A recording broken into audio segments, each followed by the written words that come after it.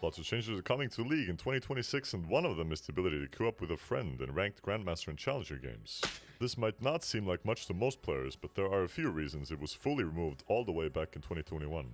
In this video, I will be going over the biggest issues that come with allowing players to team up as two in the highest parts of the ladder, and why it is, in my opinion, terrible for the game. What are the most felt, unfair advantages of duoing? Number 1.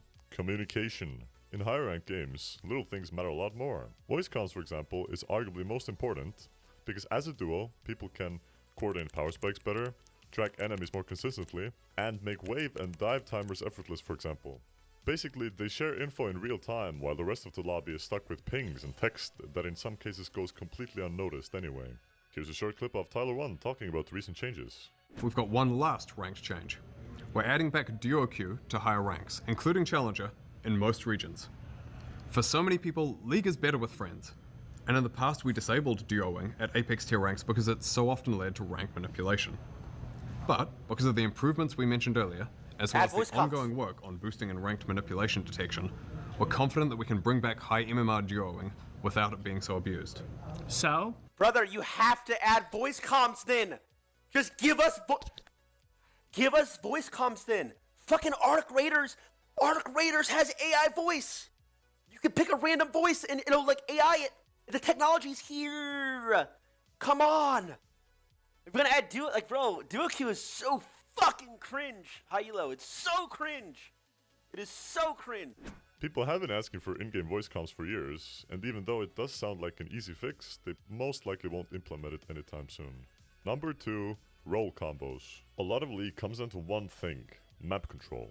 The team that can influence the most areas of the map and start doing it early are way more likely to win the game. Having a duo on the team makes this 100% easier and significantly harder for the enemy team to react effectively.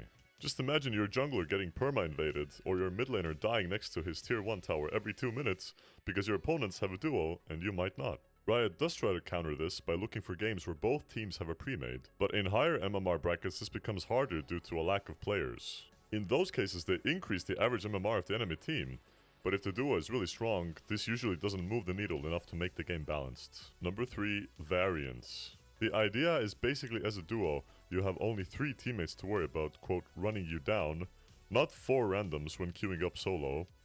You can also reliably pick better synergy champions, making the average game way more advantageous by default, therefore making playing solo objectively worse. These were the main factors making games unbalanced in high elo, but this change also makes things worse before the match even starts. Queue times are already notoriously high in some regions. Here's a clip of Agawin when he was climbing the NA ladder.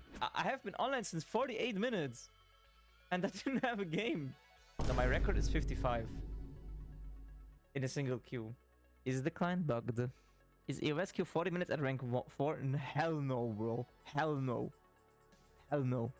You have like 25, you know. Worst cases.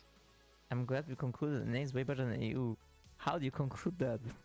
Obviously this is an extreme case, but the average wait times can and will go up, thanks to the system prioritizing finding duo lobbies to play other duo lobbies. This can be felt most in smaller regions like NA or OS, for example. The only real upside to all of this is pros and bigger personalities being able to practice together outside of scrims, without having to demote back to masters or getting new accounts completely, especially if they need fresh accounts from Riot. Think of someone like Lost Returns Crowny and Reckless streaming their sessions, but now above masters. Ranked is kind of problematic anyway, with very little incentive to climb, due to small or non-existent rewards, and the 2025 meta was one of the most dull metas in recent history as well. Obviously this isn't the worst thing that could happen in the near future. Riot is also changing how dodging and autofill affects everyone, but it is still going to mess with things. Either way, a lot will be different in Season 16 and hopefully the game will take a better turn this year. Thanks for watching.